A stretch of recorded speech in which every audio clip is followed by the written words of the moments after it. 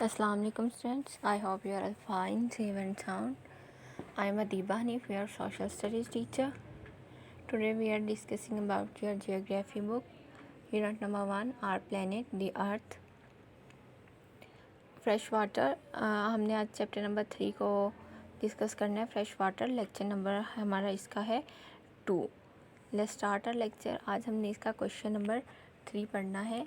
Explain the sources of fresh water. Fresh water के sources को बयान करें, यहाँ मतलब एक्सप्लेन करें. They are 2 main sources of water. Water के जो सोर्सेज हैं वो 2 मेन हैं. एक है सरफेस वाटर और एक ग्राउंड वाटर. सरफेस वाटर क्या कौन कौन से हैं? Found in lakes, rivers and reservoirs. Reservoirs मतलब जहाँ पानी के बड़े बड़े ज़खायर हैं, ओशियन वगैरह.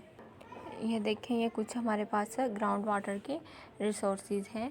ये ग्राउंड वाटर है. और उसके बाद ये हमारे पास क्या है? ये भी एक ग्राउंड वाटर मतलब अंडरग्राउंड वाटर जो भी है वो हमारे पास कौन सा है? ग्राउंड वाटर है. ग्राउंड वाटर में एक्वीफायर्स भी आ जाते हैं, जो कि एक्वीफायर्स को हमने ये डिटेल में पढ़ा था जब हमने वाटर पर एक नॉट पढ़ा था. तो एक्वीफायर्स क्या होते हैं? जो हमने क्या करते हैं खुद से मतलब मैन मेड अंडरग्राउंड डैम्स की तरह होते हैं ये. और क्या करते हैं? वाटर को स्टोर करते हैं. इसे हम क्या कहते हैं? ग्राउंड वाटर और एक्वीफायर्स. और ये कुछ हमारे पास सोर्सेज हैं, नेचुरल सोर्सेज. इसमें कौन कौन से हैं? ओशियंस हमारे पास नेचुरल सोर्स है, मतलब ये कुदरती तौर पर वाटर का एक रिसोर्स है. लेक्स हैं, पॉन्ड्स हैं, रिवर्स हैं और स्ट्रीम्स वगैरह, नदी नाले वगैरह, ये हमारे पास क्या है? नेचुरल रिसोर्सेज हैं. और ये हमारे पास क्या है? ग्राउंड वाटर रिसोर्सेज हैं. ओके. नेचुरल वाटर को बेसिकली हम सरफेस वाटर भी बोलते हैं. और इसके बाद ग्राउंड वाटर में क्या आता है? Lies under the surface of the land which where it travel through and fills opening the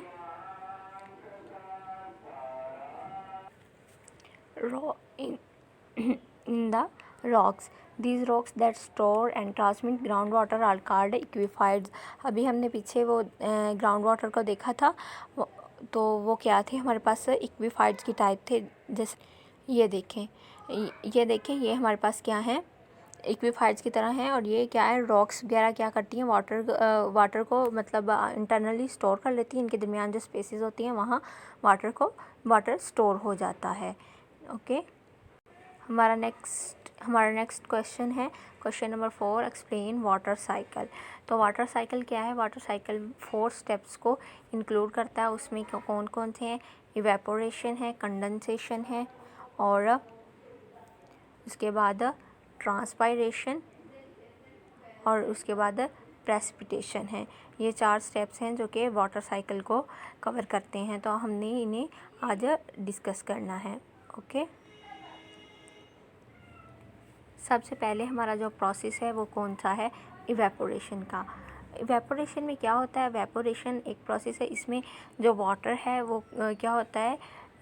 vapours की फॉर्म में होता है. और मतलब सरफेस से मतलब यहाँ कोई भी ओशियन ले लें, कोई रिवर ले लें, वहाँ से वाटर ने क्या करना है?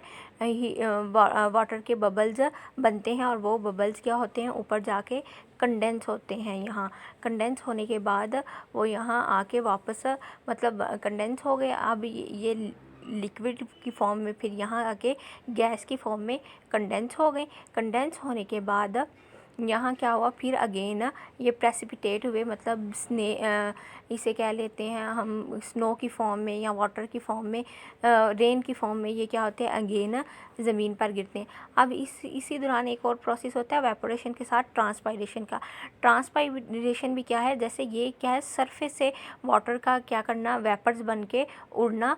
और ये भी क्या होता है? प्लांट के रूट्स से, स्टेम से क्या होते हैं? वाटर वेपर्स निकलते हैं और फिर वो यहाँ क्या हो जाते हैं? कंडेंस होते हैं. कंडेंस होने के बाद यहाँ क्या होते हैं? प्रेसिपिटेट हो जाते हैं. चले अब हम इन डेफिनेशंस को डिटेल में पढ़ते हैं, फिर हम इसे अगेन साइकिल में देखेंगे.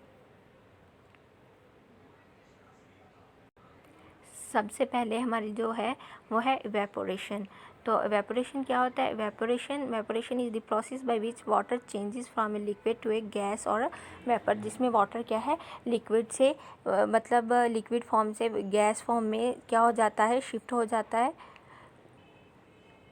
जैसा कि अभी मैंने आपको यहाँ बताया कि यहाँ वाटर क्या होगा, सरफेस से क्या हो जाएगा, यहाँ वाटर मतलब ओशंस कर लें, रिवर्स कर लें, जहाँ भी वाटर का रिजर्वायर होगा, सरफेस वाटर होगा, वो क्या हो जाएगा, वेपोरेट हो जाएगा, लिक्विड फॉर्म से गैस फॉर्म में क्या हो जाएगा, कन्वर्ट हो जाएगा। अब कन्वर्जन के बाद नेक्स्ट जो हमारे पास है वो है कंडेंसेशन। कंडेंसेशन में क्या होगा? Condensation is the change of water from its gaseous form into liquid. अब गैसियस फॉर्म से लिक्विड फॉर्म में क्या हो जाएगी, चेंजिंग हो जाएगी। तो इस प्रोसेस को हम क्या कहते हैं, कंडेंसेशन बोलते हैं। नेक्स्ट है हमारा टॉपिक ट्रांसपायरेशन।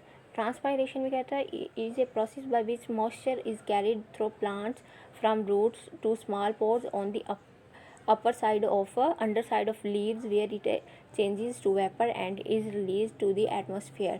मतलब यहाँ क्या होगा, वाटर की लीव की सरफेस से या फिर रूट की स्टेम की सरफेस से के पोर से वाटर क्या होगा, गैस फॉर्म में कन्वर्ट होगा, जैसे एवेपोरेट होता है वाटर। तो इस प्रोसेस को हम क्या कहेंगे, ट्रांसपायरेशन। मतलब पौधे की सतह से वाटर का वेपर्स में चेंज हो जाना ट्रांसपायरेशन कहता है। अब ये ट्रांसपायरेट वाटर क्या होगा, फिर कंडेंसेशन के प्रोसेस से गुजरेगा, और गुजरने के बाद नेक्स्ट क्या होता है, फिर प्रेसिपिटेशन का प्रोसेस आता है। Is water release from cloud in the form of rain, freezing rain, slit, snow. मतलब रेन की फॉर्म में, बर्फ़बारी में, और जैसे कि एक होती है बर्फ़बारी और एक होती है फ्रीजिंग रेन। रेन की तरह, बारिश की तरह क्या होती है, रेन होती है, बर्फ़बारी वाली रेन होती है, तो उसे कहते हैं फ्रीजिंग रेन।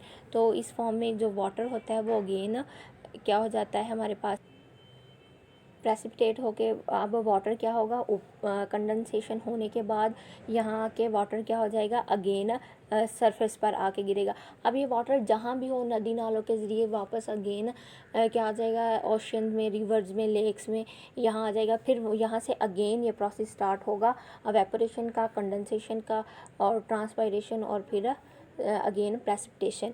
तो इस तरह ये वाटर क्या होता है, ये वाटर हमारे पास एक एनर्जी है जो कि never be destroyed, never be created. ये हमारे पास क्या है, हमने ये नेचुरली हमें मिली हुई है, और ये ख़त्म नहीं होती। इस तरह वाटर क्या होता है, अगेन एंड अगेन एटमॉस्फेयर में एंटर होता रहता है और एग्जिट होता रहता है। ओके स्टूडेंट्स, अल्लाह हाफिज़। आपने ये दोनों क्वेश्चन राइट भी करने और लर्न भी करने हैं। अल्लाह हाफिज़।